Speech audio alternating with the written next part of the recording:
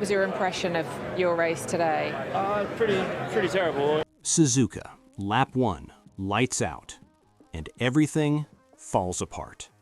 A teenager drops from pole to 6th before the first corner is even behind him. A 7-time world champion finds himself powerless, literally powerless, in a Ferrari that cannot keep pace. And a man who has spent years dominating this sport finds himself clinging to 5th, then 6th, surviving, not racing, watching the leaders disappear into the distance. This wasn't just a Formula One race. This was a diagnosis, a warning, and for one driver in particular, a confession. So ask yourself this: is Ferrari already broken beyond repair in 2026? And is Lewis Hamilton the only one brave enough to admit it? The Mercedes are still ahead. To win races, which at the moment seems very difficult because Mercedes is at a very high level, And we've not yet made a step to do that. It started before the race even began. Lewis Hamilton stood in the Suzuka paddock and told the world, plain and simple, that Ferrari is miles and miles away from Mercedes. Not close, not catching up, miles away. That's not frustration talking. That is a 7-time champion reading the data and refusing to hide from it. And the race proved every word of it. Hamilton started P6. He battled, he pushed, he even radioed his engineers in desperation, "Tell me where I am through the lap," because he couldn't understand where all the power was going. In the second stint, in the moments that mattered most, the Ferrari simply had nothing left to give. No deployment, no rhythm, no answers. But then it got worse, because Hamilton locked up at turn 16 and ran over the apex, leaving the track and gaining a position. The stewards noted it immediately. Lando Norris was on the radio instantly. It needs to give the position. Hey, we're on it. Demanding Ferrari give the place back. The FIA investigated. No further action. But Norris had made his point, and so had the moment. Hamilton wasn't dominating, he was surviving, and even that was becoming difficult. Then came the final insult. In the closing stages of the race, his own teammate Charles Leclerc overtook him in a clean, composed move and never looked back. Not a safety car, not a strategy call, just pace. Leclerc had it, Hamilton didn't. Ferrari didn't just lose at Suzuka, they exposed themselves. After the checkered flag, Hamilton didn't hide. He said it publicly, full gas, managing the deployment exactly as he was told, and still lacking power. Need to figure out if there's something wrong with the car, he admitted. Not anger, not blame, just raw, uncomfortable honesty from a man who has driven world championship-winning machinery and knows exactly what it should feel like. And here's the twist nobody expected. This wasn't a bad day. This was a pattern, a structural gap. Hamilton has made it clear that even if Ferrari improves, even significantly, they still won't be close enough. The real gap, he says, is much greater than Ferrari wants to admit. This isn't about one race weekend. It is about the base concept of the car. And when a driver of Hamilton's caliber starts talking about reconstruction, not updates, you pay attention. The question is no longer what went wrong in Japan. The question is whether Ferrari can fix something this deep before the season slips away completely. While Ferrari was unraveling, Suzuka was busy making history of a completely different kind.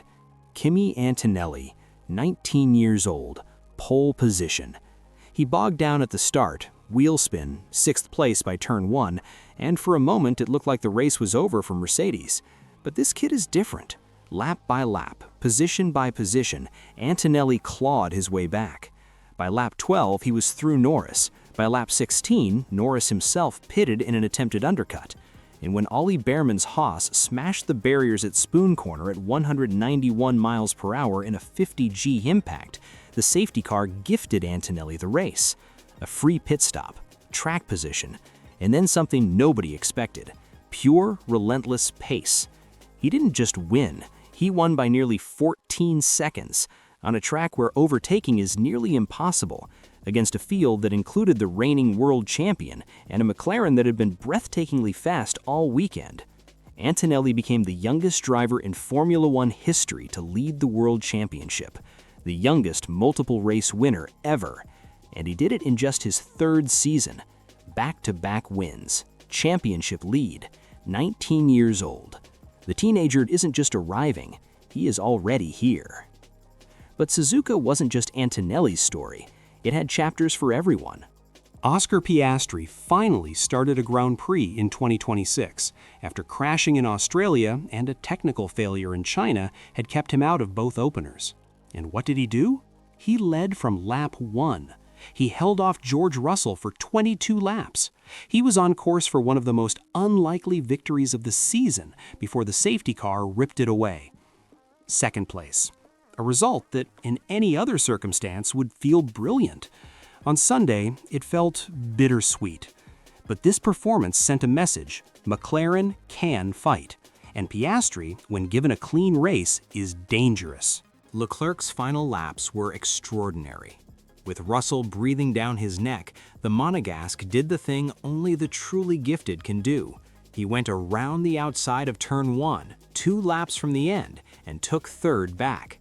That overtake may have been the move of the season, so far. Ferrari may be struggling structurally, but Leclerc is doing everything possible with what he has. Then there was Max Verstappen, 8th place, trapped behind Pierre Gasly's Alpine for the majority of the second half. Driving a Red Bull he described as feeling like he had no power steering.